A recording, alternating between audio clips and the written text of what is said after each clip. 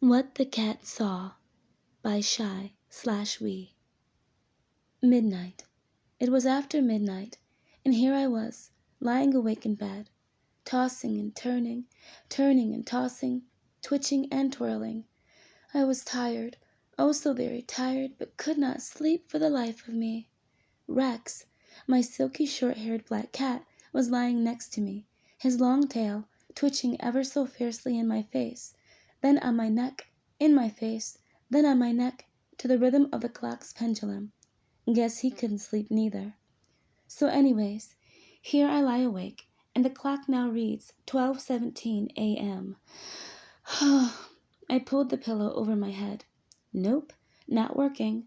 5 minutes later, as I found myself finally dozing off, finally eyelids heavy and everything, Rex suddenly jumped on my chest, snarling at something wildly.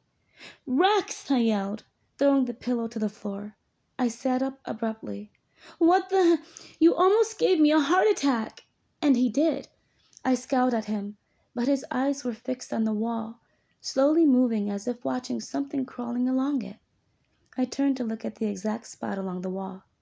"Nothing," I said aloud. "See? It's nothing, boy. Maybe a spider or something. Go to bed, Rex." I reached out to soothe and pet Rex. However, he winced and flinched at my touch. Back arched, tail fluffed, eyes still glued to the wall. Removing him and his nails from my lap, I placed him beside me on my bed, and turning on my stomach, I told him firmly, "I was falling asleep, you know. One more outburst, and I'll put you out."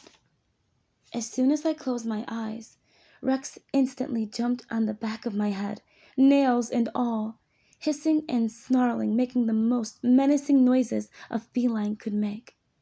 My hands instantly shot to the back of my head, which was now throbbing in pain.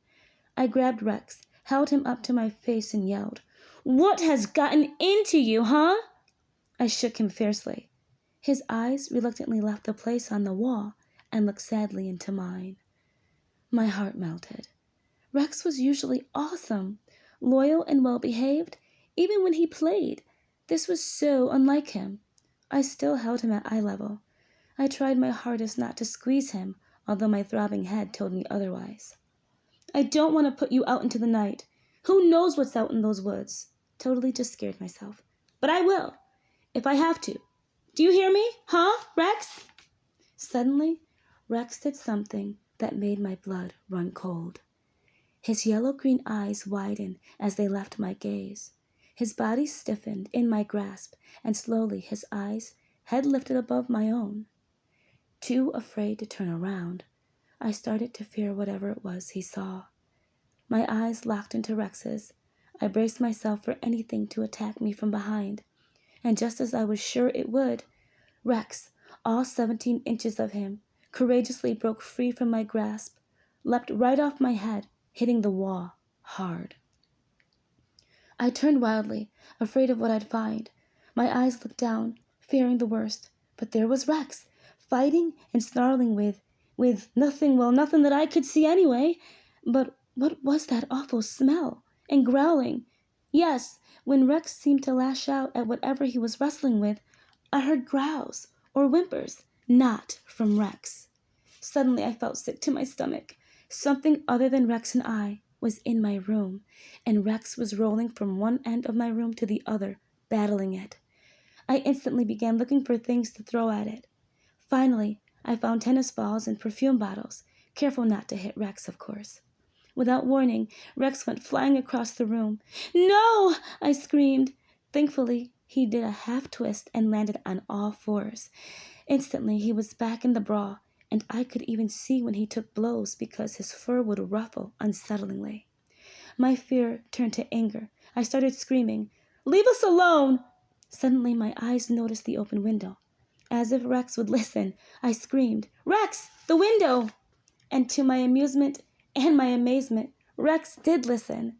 Somehow he navigated the creature toward the open window, and when I thought it was near it, I blindly threw my small but heavy electric metal fan as hard as I could in its direction, and a blood-curdling growl filled the room and echoed out into the night.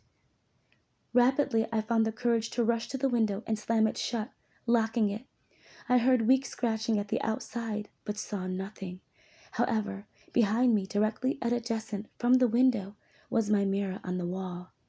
Although my mind screamed, "Don't look," I turned slowly to look into the mirror, and looking back at me was the most grotesque, battered creature I've never seen in my life. It was dying and clawing at the window. Then suddenly, after staring its red eyes deep into my soul, it fell to its death 3 stories below.